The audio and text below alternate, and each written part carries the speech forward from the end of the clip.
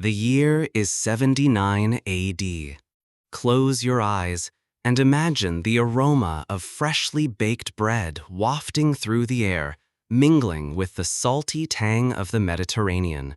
This is Pompeii, a city alive with the pulse of Roman life. Nestled in the fertile shadow of Mount Vesuvius, it's a place where fortunes are made, gladiators clash, and the gods are ever present. Pompeii wasn't just a city, it was a microcosm of the Roman Empire itself.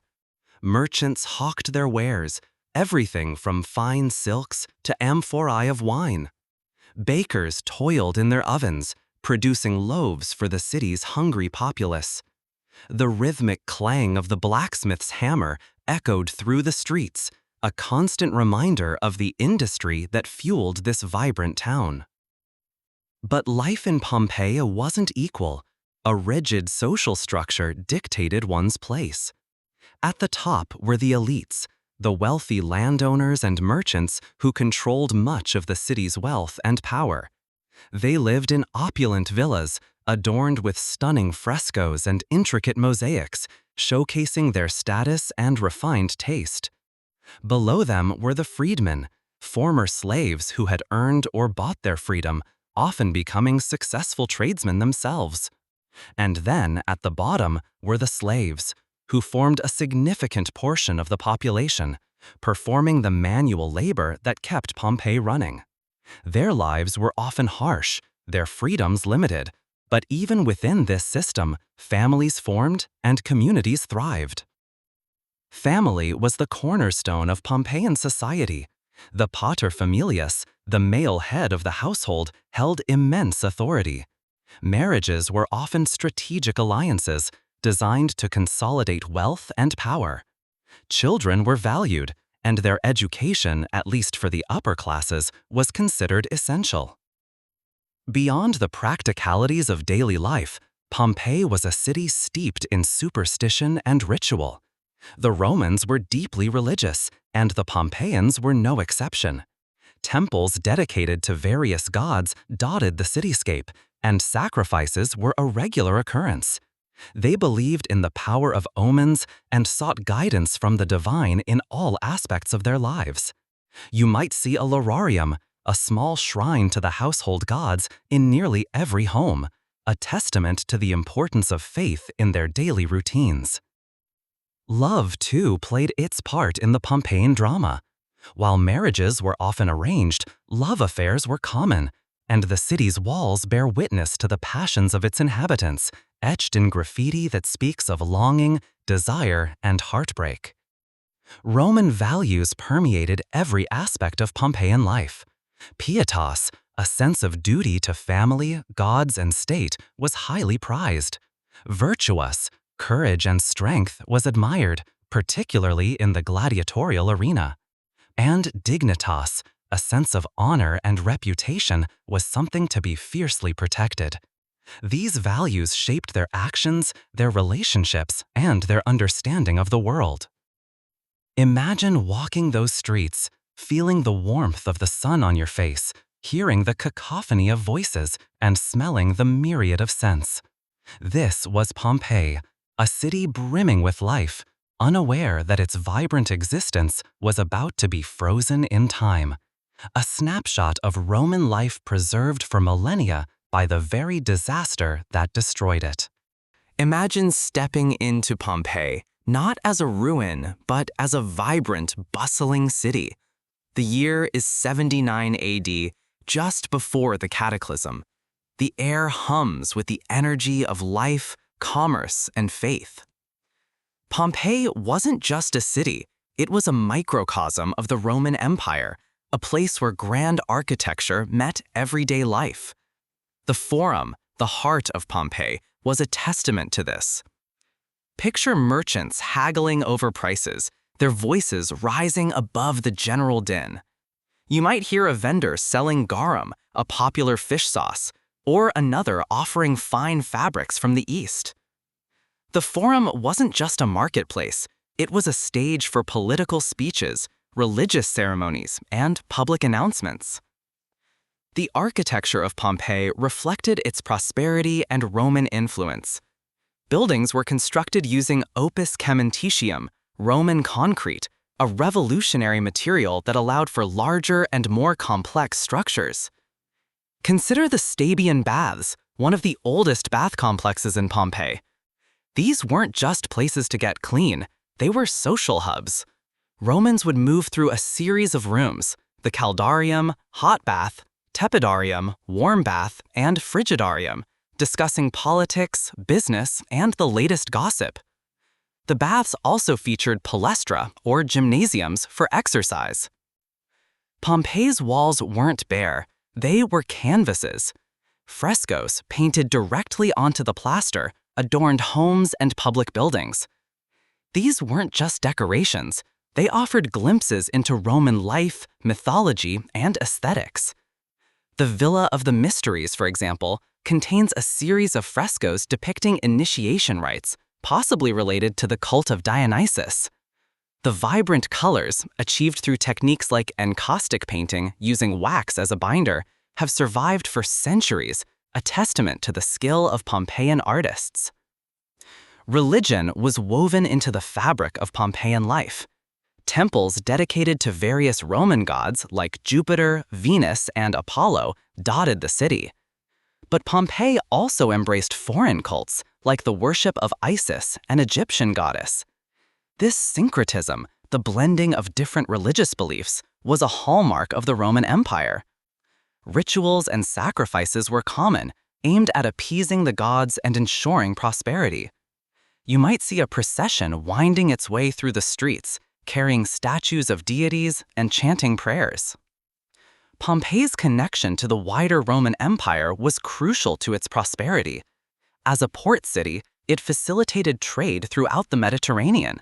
Wine, olive oil, and garum were major exports.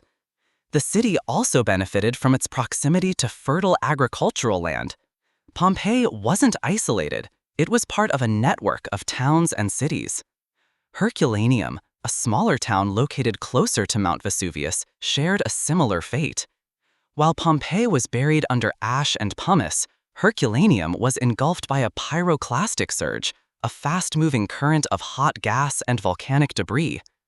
Despite the different modes of destruction, both cities offer invaluable insights into Roman life. The year is 79 AD, August 24th. An ordinary day in Pompeii, or so it seems. The sun beats down, warming the cobblestone streets. The air thick with the scent of baking bread and the murmur of daily life. But deep beneath the earth, Vesuvius stirs. Around midday, a sharp tremor rattles the city. Not unusual, perhaps. The region is known for its seismic activity. But this is different. Dogs bark frantically. Birds take flight in panicked swarms. Then, a deafening roar.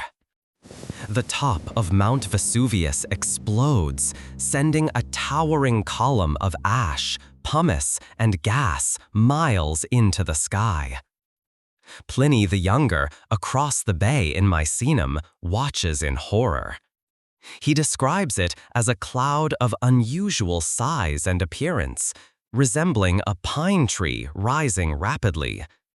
He doesn't yet know the scale of the catastrophe unfolding. Imagine Aulus, a baker in Pompeii. He's just pulled a fresh batch of bread from the oven, the aroma filling his small shop. His wife, Livia, is arranging them on the counter. Their 2 children play in the back. The tremor makes the loaves wobble. Aulus glances nervously at the mountain, but dismisses it. Just another tremor, he mutters. Then the first pumice stones begin to fall. Small at first, like hail, but quickly growing larger, heavier. People scream, running for cover. Aulus grabs his children. Livia grabs what she can. They try to flee, but the streets are already choked with panicked citizens. The sound of falling pumice mixed with screams and shouts. The sky darkens, turning day into night. The air is thick with ash, making it hard to breathe. Aulus coughs, shielding his children. He knows they have to get out, but where can they go? The pumice is relentless, burying everything. Roofs begin to collapse under the weight. Aulus pushes his family forward, stumbling through the chaos. He sees a group huddled near the city gate, hoping to escape. But the gate is blocked, the road ahead buried under a growing mountain of pumice. The sound of desperate cries. He looks back at Livia, her face streaked with ash, her eyes filled with terror. He knows, with a chilling certainty, that this is the end. He pulls his children close, whispering a prayer to the gods, a plea for mercy in the face of unimaginable destruction. The weight of the ash becomes unbearable. Darkness closes in. The vibrant tapestry of Pompeii, once so full of life, was now shrouded, not just in ash, but in silence. The bustling marketplace, the echoing laughter from the amphitheater, the quiet murmur of prayers in the temples, all extinguished. Pompeii didn't just disappear, it was entombed. For centuries, the world forgot Pompeii. The eruption was a cataclysm, a localized tragedy that faded from collective memory. Oral traditions might have whispered of a lost city, a place swallowed by the wrath of the gods. But these were dismissed as folklore, myths spun from fear and ignorance. The fertile soil that Vesuvius gifted the region encouraged new settlements to rise, obscuring the scars of the past. The very name Pompeii became a ghost. Maps shifted, borders changed, and the disaster became a footnote in Roman history, overshadowed by the empire's grand narrative of conquest and expansion. The survivors, those who managed to flee, carried their trauma and grief with them, scattering to other towns and cities, their stories diluted and eventually lost in the currents of time. But the ash, the very agent of destruction, became an unlikely preserver. It acted as a time capsule, sealing Pompeii in a state of suspended animation. Unlike other ancient cities, which were gradually dismantled, rebuilt upon, and plundered for resources, Pompeii remained frozen, a snapshot of Roman life in 79 AD. Myths and rumors did persist, of course. Tales of vengeful deities, of hidden treasures buried beneath the mountain, of a cursed land where the earth still trembled. These stories, fueled by superstition and a lack of understanding, kept people away, further safeguarding the city from the ravages of time and human interference. The fear of the unknown, the whispers of a divine punishment, served as an invisible barrier, protecting Pompeii until its eventual rediscovery. It was a strange paradox, destruction leading to preservation, oblivion fostering immortality. The city slept, waiting for the day when its secrets would once again see the light. The eruption of Mount Vesuvius on August 24, 79 AD, wasn't a sudden explosion, but a terrifying crescendo. Our most detailed account comes from Pliny the Younger, who witnessed the event from across the Bay of Naples. His letters to the historian Tacitus paint a vivid, chilling picture. Imagine the scene, a towering column of smoke, not white as Pliny initially observed, but a dark, ominous cloud rising thousands of feet into the air. He describes it as resembling a pine tree, its trunk shooting upwards before branching out at the top. This wasn't just smoke. It was a mixture of ash, pumice, and gases, a pyroclastic surge waiting to happen. Pliny was stationed at Misenum, a Roman naval base. As the eruption intensified, the ground began to tremble. Buildings swayed and people panicked. He recounts how they debated whether to stay indoors or risk the open air, as falling pumice and ash posed a significant threat. The decision was made to flee. The sea itself was in turmoil. The eruption had triggered seismic activity, making escape by boat perilous. Pliny's uncle, Pliny the Elder, a renowned naturalist, set out in his fleet to investigate and, more heroically, to attempt rescues closer to the volcano. He never returned, succumbing to the toxic fumes near Stabia. Back in Misenum, the situation worsened. Darkness descended, thicker than any night. The air was thick with ash, making it difficult to breathe. People clutched pillows to their heads for protection against the falling debris. This wasn't a gentle snowfall. These were rocks raining from the sky, propelled by the volcano's immense power. Consider the physics at play. The force of the eruption launched material upwards with incredible velocity. As the ash and pumice cooled and lost momentum, gravity took over, pulling them back down. The larger the particles, the greater the impact force upon landing. We can estimate this force using the equation F equals mg minus bv, where F is the net force, m is the mass of the particle, g is the acceleration due to gravity, b is a drag coefficient dependent on the particle's shape and size, and v is the particle's velocity. But the falling debris was only part of the horror. Pliny describes the pyroclastic flows, superheated avalanches of gas and volcanic material that surged down the mountains at terrifying speeds.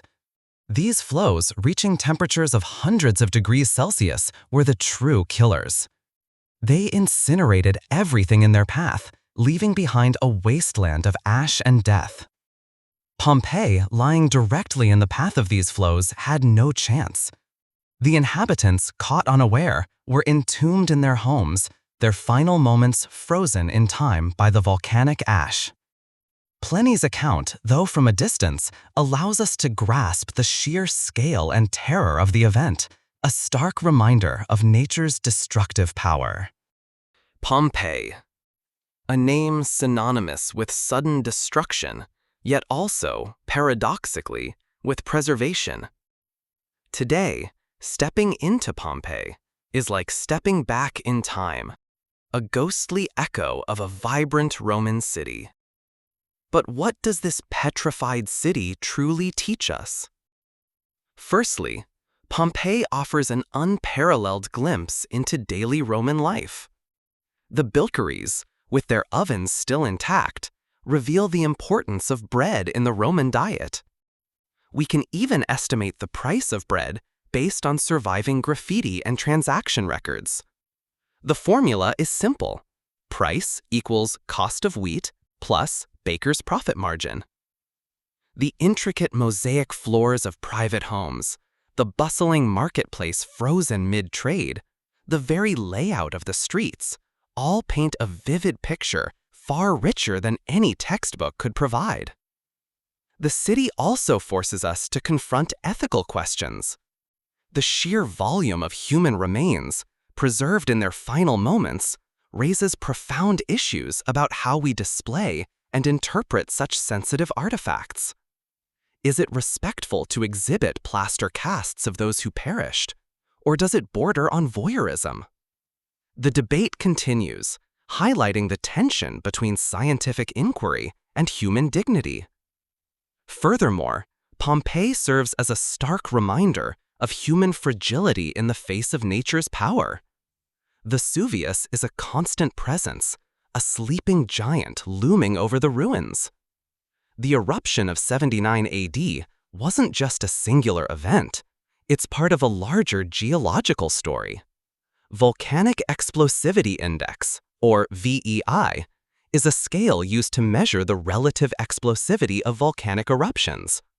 The eruption that buried Pompeii is estimated to have been a VEI 5, a powerful but not unprecedented event.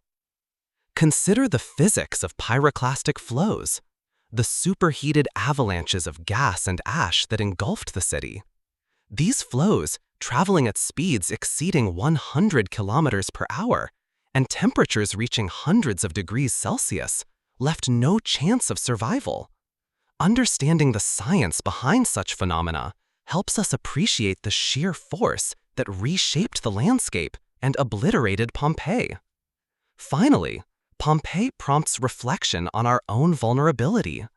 We build our cities on fault lines, near coastlines, in the paths of hurricanes. Are we truly learning from the past, or are we destined to repeat it? Pompeii is more than just an archaeological site. It's a mirror reflecting our own precarious existence, a constant reminder of the power of nature and the fleeting nature of civilization.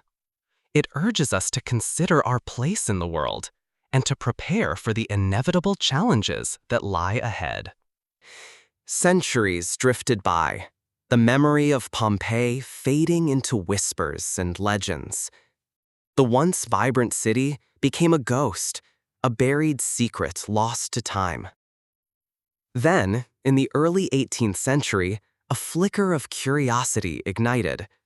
The Bourbons, ruling Naples, initiated exploratory digs, driven by a desire to find antiquities to decorate their palaces.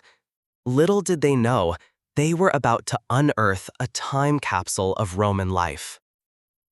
The initial excavations were crude, almost treasure hunts. Tunnels were dug, artifacts were ripped from their context, and much was lost. Yet even these early, clumsy efforts revealed glimpses of a world frozen in time. Imagine the astonishment of those first excavators as they unearthed vibrant frescoes, their colors still remarkably vivid after nearly 1,700 years. These weren't just decorations, they were windows into the Pompeian soul. Mosaics, too, emerged from the volcanic embrace. Intricate patterns depicting scenes from mythology, daily life, and the natural world adorned floors and walls. The Cavicanum mosaic, a warning to visitors to beware of the dog, became an iconic symbol of Pompeii, a testament to the city's enduring spirit. But it wasn't just art that captured the world. The discovery of graffiti, scratched onto walls and columns, offered a raw, unfiltered glimpse into the lives of ordinary Pompeians. Love notes, insults, business transactions, even simple declarations of "I was here." These fleeting messages, preserved by the ash, spoke volumes about the hopes, fears, and everyday concerns of a lost civilization. One example, found on the wall of a building near the amphitheater, reads, "Vettius Firmus was here." Perhaps the most poignant discoveries were the skeletal remains of the city's inhabitants. Entombed in the very moment of their demise, their forms preserved in the hardened ash, they offered a haunting reminder of the human cost of the eruption. These weren't just bones, they were stories etched in ash, tales of terror, resilience, and the ultimate fragility of life. The process of pouring plaster into the voids left by the bodies, pioneered by Giuseppe Fiorelli, allowed archaeologists to create casts of the victims, capturing their final moments in excruciating detail. And then there were the scandals. Pompeii's erotic frescoes and artifacts, depicting scenes of love and lust, shocked and titillated the world. Hidden chambers, revealing the city's more sensual side, were initially concealed from public view, deemed too scandalous for polite society. Yet these discoveries, however controversial, offered a more complete and nuanced picture of Pompeian life, a reminder that even in the shadow of Vesuvius, people lived, loved, and indulged in the pleasures of the flesh. The unearthing of Pompeii wasn't just about finding buildings. It was about revealing the intimate details of lives lived, loves shared, and secrets kept. And some of those secrets were, well, let's just say they wouldn't be out of place in a modern-day soap opera. One of the most startling discoveries was the prevalence of erotic art. Now, we knew the Romans weren't exactly shy, but the sheer volume and explicitness of some of the frescoes found in Pompeii were eye-opening. These weren't just relegated to brothels either. Images of fertility gods, phallic symbols meant to ward off bad luck, and scenes of, shall we say, vigorous activity adorned the walls of private homes and even some shops. Think of it as a cultural difference, perhaps. What we might consider scandalous, they saw as a celebration of life, fertility, and good fortune. The Lupa Mar, Pompeii's most famous brothel, is a prime example. Its walls are covered in graphic depictions of the services offered within, almost like a menu for the clientele. But beyond the overtly erotic, there were other surprises. Hidden chambers, for instance. Some were discovered behind false walls, suggesting attempts to conceal valuables or perhaps even illicit activities. Imagine the thrill of the archaeologists carefully chipping away at the plaster, wondering what secrets lay hidden within. One such discovery involved a wealthy merchant's house. Behind a seemingly ordinary wall, they found a small room filled with exquisite silverware, jewelry, and a surprisingly large collection of dice. Was this a secret gambling den? A place to escape the prying eyes of family and business associates? We can only speculate. These discoveries challenged the rather sanitized view of Roman life that had been prevalent for so long. They showed us that Pompeii wasn't just a city of noble senators and stoic philosophers. It was a city of ordinary people with ordinary desires, vices, and secrets. Consider the graffiti, too. Scratched into the walls of buildings all over Pompeii were messages of love, insults, political slogans, and even simple declarations of, "I was here." It's the ancient equivalent of social media, a glimpse into the everyday thoughts and feelings of the Pompeians. One particularly poignant graffito reads, "Amor caucus," or "Love is blind." Another boasts, "I screwed the barmaid." A timeless sentiment, really. The rediscovery of Pompeii forced historians to reevaluate their understanding of Roman society. It revealed a culture that was both sophisticated and surprisingly crude, pious and deeply sensual. It was a reminder that even in the most advanced civilizations, human nature remains constant. The eruption froze a moment in time, preserving not just the grand architecture and public spaces, but also the whispers, the secrets, and the hidden desires of a lost city. And in those whispers, we hear echoes of ourselves. Pompeii, a ghost in the Italian sun. Its silent streets whisper tales of a vibrant past, a past abruptly frozen in time. But what does this petrified city truly teach us? Beyond the stunning mosaics and tragic plaster casts, Pompeii offers a profound lesson in the cyclical nature of civilization and the enduring power of nature. Consider the concept of deep time, the immense timescale of geological events compared to human history. Pompeii's destruction, a mere blink in deep time, serves as a stark reminder of our vulnerability. We build our lives, our empires, on a planet governed by forces far greater than ourselves. Vesuvius, a sleeping giant, awoke and reclaimed what was always hers. And what of the ethics of archaeology?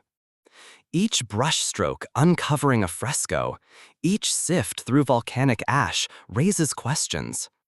Are we respecting the dead, or are we merely satisfying our own curiosity? The very act of excavation is a form of intervention, altering the context of the finds.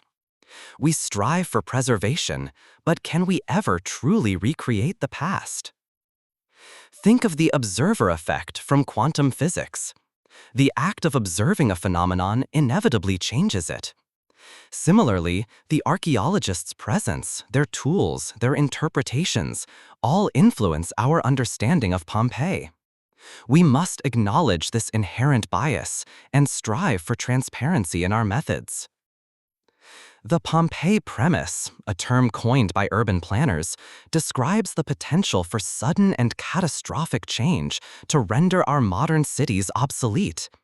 Like Pompeii, our infrastructure, our social systems, could be wiped away in an instant by natural disasters, pandemics, or even societal collapse. Are we truly prepared for such eventualities? The city also forces us to confront the uncomfortable realities of Roman society. The presence of slaves, the stark inequalities, the casual acceptance of violence, these aspects of Pompeii challenge our romanticized notions of the past. We must grapple with these complexities to gain a complete understanding of this lost world. Modern archaeological work also involves sophisticated scientific techniques. Carbon-14 dating helps us refine the timeline of the eruption, while DNA analysis of skeletal remains reveals insights into the health and ancestry of the Pompeians.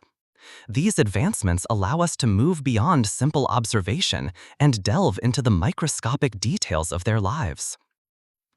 But perhaps the most important lesson of Pompeii is the fragility of human existence.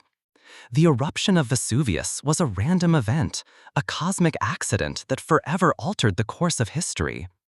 It reminds us that life is precious, fleeting, and ultimately beyond our control. As we wander through the ruins of Pompeii, we are confronted with our own mortality, our own insignificance in the face of geological time. The echoes of Pompeii serve as a constant reminder to cherish the present, to live with purpose, and to never take our existence for granted. Pompeii, a city frozen in time, a stark reminder of nature's power. But what echoes of Pompeii resonate in our modern world? How does this ancient tragedy inform our understanding of natural disasters and our responsibility to preserve cultural heritage? Consider the science. Volcanology, the study of volcanoes, has advanced significantly since Pliny the Younger meticulously documented the eruption of Vesuvius. We now understand plate tectonics, the movement of the Earth's crust, which explains why volcanoes form in specific regions. We can monitor seismic activity, gas emissions, and ground deformation to predict eruptions with increasing accuracy. Yet prediction is not prevention. Millions still live in the shadow of active volcanoes, often drawn by the fertile volcanic soil ideal for agriculture. The risk remains, a constant balancing act between opportunity and potential catastrophe. Pompeii also compels us to confront ethical questions about archaeology and preservation. Should we leave the city as it is, allowing natural processes to slowly reclaim it? Or should we actively intervene, risking damage to fragile artifacts in the name of conservation? The answer isn't simple. Each excavation, each restoration project is a negotiation between the past and the present. We strive to learn from Pompeii, to understand the daily lives of its inhabitants. But our methods inevitably alter the very thing we seek to understand. The silence of Pompeii speaks volumes about human fragility. The eruption was a swift and brutal reminder of our vulnerability in the face of natural forces. But it also reveals our resilience. The Pompeians lived with joy, love, and ambition, even in the shadow of a volcano.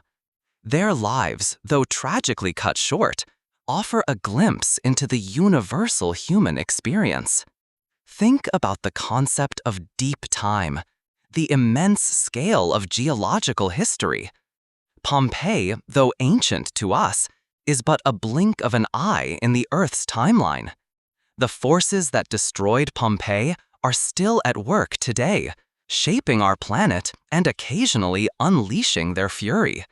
Earthquakes, tsunamis, hurricanes, these events remind us that we are not masters of our domain, but rather temporary residents on a dynamic and ever-changing world.